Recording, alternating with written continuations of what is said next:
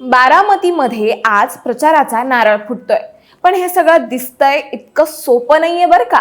ही पोटनिवडणूक बिनविरोध व्हावी यावरून राजकारणात बराच गोंधळ होऊन गेला।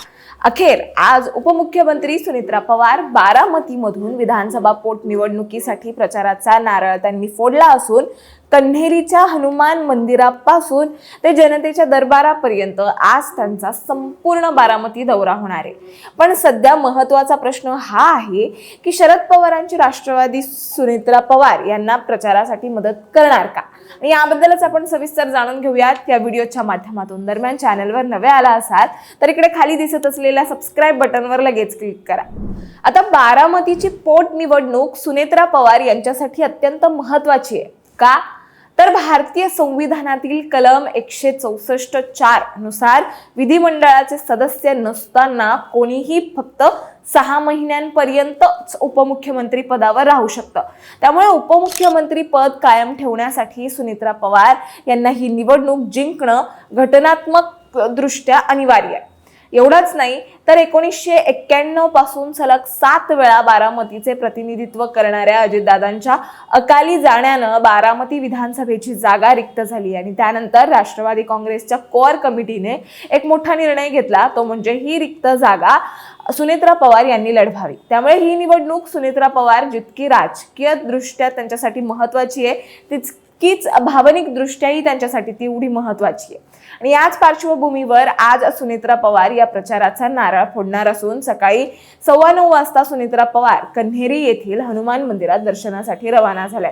तुम्हाला माहित असावं म्हणून सांगते, पवार कुटुंबातील उमेदवार जेव्हाही बारामतीतून निवडणूक लढवतो तेव्हा त्याच्या प्रचाराचा शुभारंभ हा याच हनुमान मंदिरातून होतो।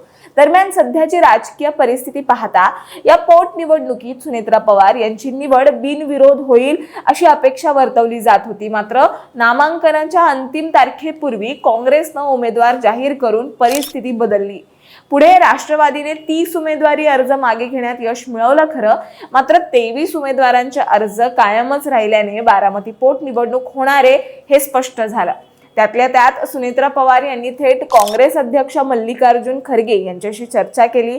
त्यापूर्वी काँग्रेस प्रदेशाध्यक्ष हर्षवर्धन सपकाळ यांच्याशीही त्यांची फोनद्वारे बातचीत झाली।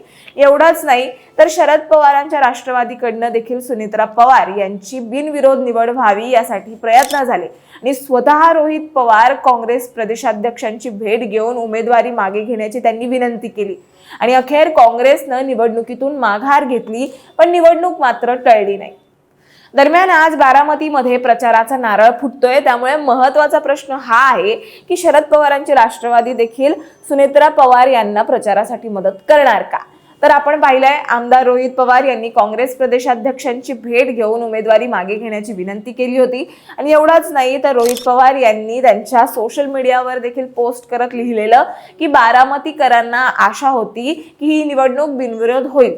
दरम्यान या संदर्भात सुप्रिया सुळे यांना देखील माध्यमांनी विचारणा केली असता पंढरपूरमध्ये विठ्ठल दर्शनानंतर माध्यमांशी बोलताना सुप्रिया सुळे म्हणाल्या की अजित पवार गटाने प्रचारासाठी विचारले तर त्यावर विचार करू, शेवटी रिश्ते मायने रखते।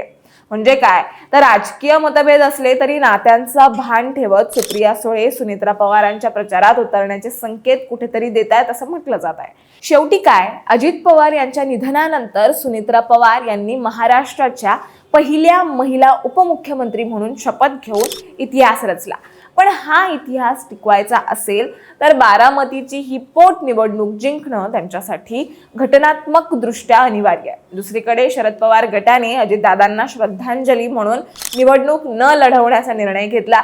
त्यात रोहित पवारांनी काँग्रेसची माघार घडवून आणली। पुढे सुप्रिया सुळे रिश्ते मायने रखते असं म्हणाल्या आणि महत्त्वाचं म्हणजे मुख्यमंत्री फडणवीसांनी भाजप मोठा भाऊ म्हणून पाठीशी उभा राहणार असल्याचा शब्द दिलाय।